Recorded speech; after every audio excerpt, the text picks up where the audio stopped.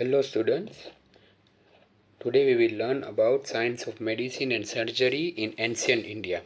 Before we begin, let's learn about two important terms. One is diagnosis and another one is samhita. Diagnosis એટલે શું?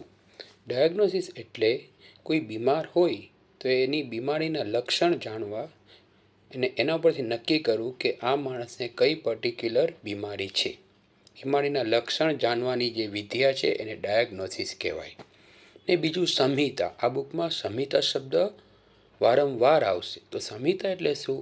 વ્યવસ્થિત રીતે વસ્તુ ગોઠવીને મૂકવી અથવા કમ્પાઇલ કરવી. જે આપણા ઋષિમુનિઓ જે વિદ્યા ગ્રહણ કરી હતી એને જે ભેગી કરીને લખી એને સંહિતા કહેવાય. આજે આપણે મેડિસિન એટલે દવા, સર્જરી કરવી એટલે જે કંઈ આપણી બોડીને ઓપરેટ કરવામાં આવે કે બોડીને ખોલીને એના અંદર જે કાંઈ તકલીફ હોય એનું સોલ્યુશન લેવામાં આવે એને સર્જરી કરવામાં આવે. તો આપણા દેશના 3 મુખ્ય મહાનુભાવો છે: મહર્ષિ ચારક, મહર્ષિ સુશ્રુત અને વાઘભટ્ટ. આ તને આખી ઇન્ડિયન મેડિસિન ને સર્જરીને એક એડવાન્સ લેવલ પહોંચાડવામાં મદદ કરી છે.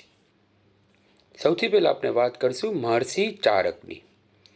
તેમણે ચારક સંહિતા લખી છે, જેમાં તેમણે 2000થી વધારે મેડિસિનલ હર્બ્સના બારામાં વાત કરી છે.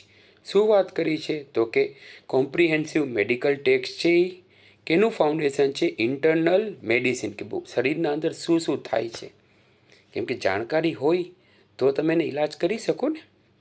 પછી સૌથી ઇમ્પોર્ટન્ટ કેના ઉપર ફોકસ છે એમનું? એમ્ફસાઇઝિસ ઓન ડાયગ્નોસિસ એન્ડ ટ્રીટમેન્ટ, કે પહેલાં જાણો શું તકલીફ છે શરીરમાં, તકલીફનું કારણ, પછી એનો ઇલાજ કરો. 2000થી દવા છે, anatomy and physiology.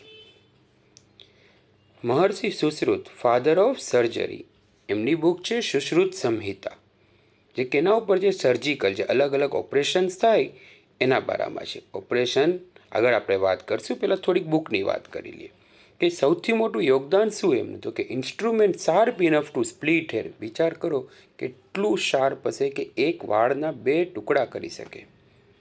Pioneer of surgical science, કે એમને પાયો નાખ્યો એટલે આજ સુધી એમને ફાધર ઓફ સર્જરી કહેવાય છે. એડવાન્સ એનાટોમી નોલેજ, આપણું બોડીનું એમને બધી સમજ હતી.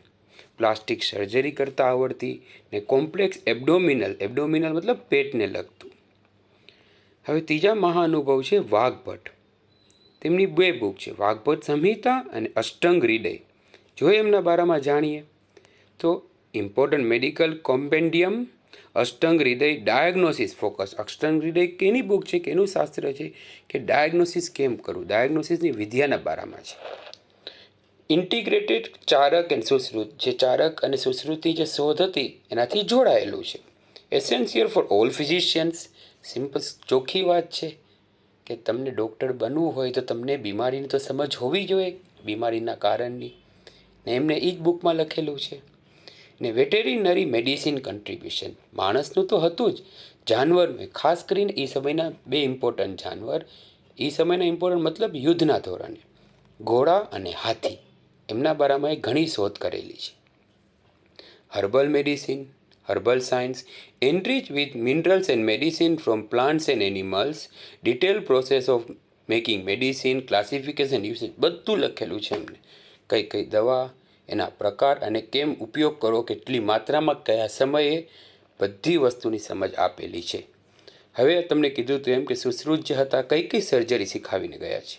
તો કે સ્ટોપ બ્લડ સર્ક્યુલેશન, એબડોમન અને organ surgeries, bone classification and joining, હાડકાને લગતા, plastic surgery technique, disease diagnosis and treatment, and gynaecologist and paediatrician. Gynaecologist મતલબ સ્ત્રી રોગોને લગતા ડૉક્ટર, અને પીડિયાટ્રિશિયન મતલબ બાળકોના ડૉક્ટર. વેટેરિનરી સાયન્સ, જાનવરને લગતું વિજ્ઞાન, કેના બારામાં હતું?